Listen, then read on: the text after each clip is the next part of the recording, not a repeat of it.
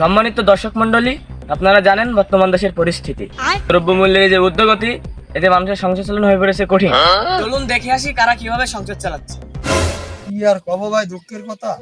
সারাদিন দোন মেরিয়েছি, গেলাম বাজার করতে, আর মনে মনে ভাবলাম যে আজকে বউ ছেলে মিলি একসাথে বসে আরামে কটা ভাত খাবানে কইছি, তার মনে আই হবে না।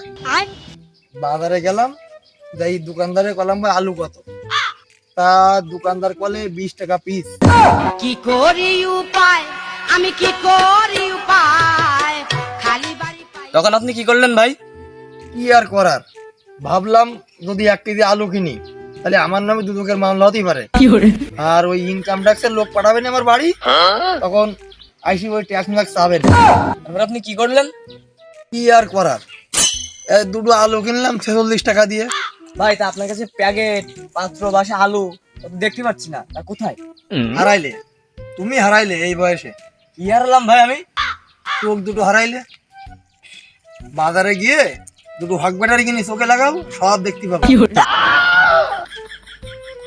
দেখতে পাচ্ছ না 18 কোটি মানুষের হৃদয়ের স্পন্দন, কলিজার টুকরা জনাব আলু মহোদয়কে আমি রাষ্ট্রীয় সম্মান দিয়ে মাথার উপরে রেখে দিছি।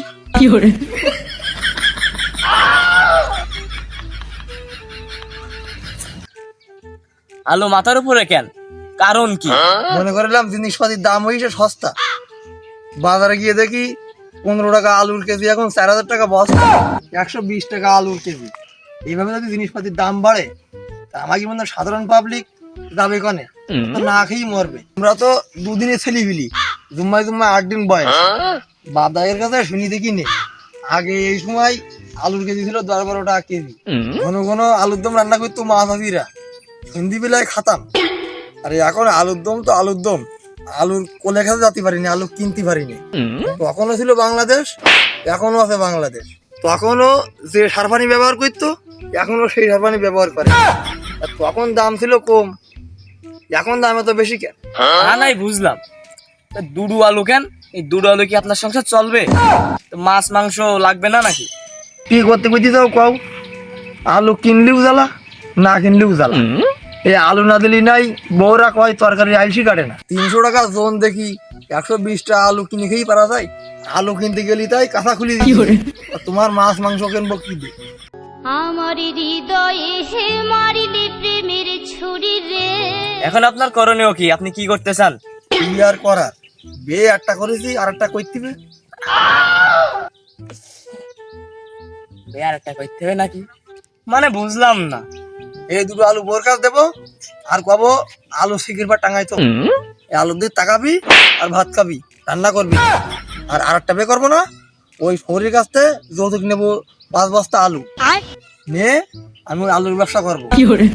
জোন মান দে বর্তমান সংস্থা নিয়ে যাবে না, খুব টাফ ব্যাপার।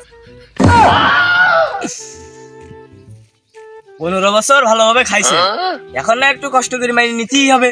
ও, তার মানে 15 বছর দেশে কোনো লোকজন ছিল না, আর এখন 18 কোটি লোক ভেসিয়ে গেছে। তাই এখন আপনার মতে কি করলে জিনিসের দাম পাতি কমবে? দেশের মানুষের হৃদয় তুই দিবে। বড় বড় দোনালা ব্যবসায়ীরা মালপাতি আটকে রাখে না, ওই মেডিকেট না কি বাল করে, মেডিকেট না বাবু, সিন্ডিকেট সিন্ডিকেট, ওই সিন্ডিকেট বন্ধ করতে হবে।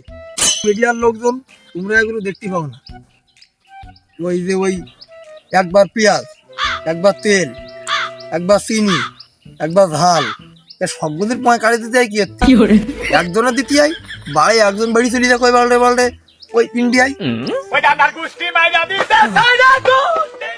আগে যখন আলুর কেজি 10-12 টাকা ছিল, তখনও যে কুদাল নাঙল দিয়ে যন্ত্রপাতি দিয়ে আলু তুলতো, এখনো মানুষ তাইতে তোলে। তখন দাম 10-12 টাকা কেজি ছিল, এখন 120 টাকা কেজি কেন? তোমরা মিডিয়ার লোকজন এগুলো মানুষের মধ্যে ছড়াই দিবা, মানুষ দেখি হৃদায়ত হয়। আর ওই যে চেনি, ও যে কতকাল চোখে দেখিনি, ও স্বাদ যে মিষ্টি আছে কি তিতি আছে আল্লাহ ভালো জানে, আমি বাবু জানি না। আজ 6 মাস চিনির সাথে কোনো দেখা হয়নি আমার। খালি শ্রীলঙ্কার দেশ হলো দেউলিয়া, ও দেশে চিনির কেজি 45 টাকা, আর আমার দেশে চিনির কেজি 150 টাকা। থাকে সব বলিয়া উলিয়া। ভাই সব বুঝলাম, আপনার কথা মতো সব বুঝলাম, তবে এই ডালাডার কোথায় পেলেন? আর এই ডালাডার কাহিনী কি একটু যদি বলতেন। আমি যখন বাজার করতে যাচ্ছিলাম, সামনে দিয়ে যাচ্ছিল এক খালা, তার কাছে চাই নিয়েছি ওই ডালা। দেখলাম প্যাকেটে করে যদি আলু আনি তো ওনার আবার কষ্ট হতে পারে, তাই ভাবলাম ডালা কানটা নে প্যাকেটটা ফেলে দিয়ে দুটো সুন্দরভাবে রাষ্ট্রীয় চেয়ারে বসাই নিয়ে আমি বাড়ি যাবো। আর বাবু তোমার যা বললাম তুমি ওই মিডিয়ায় ছড়াই দিবা, দেশের লোকজন দেখি যেন হৃদায়ত হয়, আলুর দাম টাম যেন কমে। তাইতে আমাদের ওই এদেশে থাকা হবে না, কি করি খাবা নে বুঝতে পারতিস না, বুঝ যাও। তা আমি যাই, দেরি গেলে আবার বউ গুলার তালে ফাঁকা দেবে না, রাত্রি শুলি, বুঝ যাও। আমি গেলি তার আনবে। দেশের মানুষ কষ্টে আছে, কি করলি কমবে দাম, পেট ভরি করা ভাত খাবে, যেদিন কমবে জিনিসের দাম। তো আয়দার নাই, অনেক কথা ছিল বাবু তোমার সাথে, মিডিয়ার লোক একটা পাইছি, আজ জীবনে আল্লাহ বাঁচায় রাখলি, পাবো কিনা জানিনি। তা তুমি জনগণের মাঝে ছড়াই দিবা বেশি করি, যেন মানুষ দেখি হৃদায়ত হয়, তার জন্য জিনিসের দাম একটু কমায়। তো আমি গেলাম।